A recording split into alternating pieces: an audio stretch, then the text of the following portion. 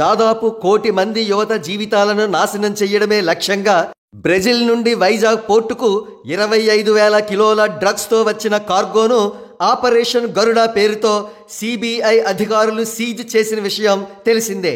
కాగా ఈ డ్రగ్ మాఫియాను అధికార వైఎస్ఆర్సీపీయే చేయిస్తుందనే ఆరోపణలు విపక్షాల నుంచి వినిపిస్తున్నాయి.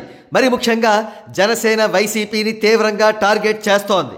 ఈ నేపథ్యంలో జనసేన ఎక్స్ హ్యాండిల్ వైసీపీపై ఆరోపణలు చేస్తూ ఒక వీడియో బయట రిలీజ్ చేసింది.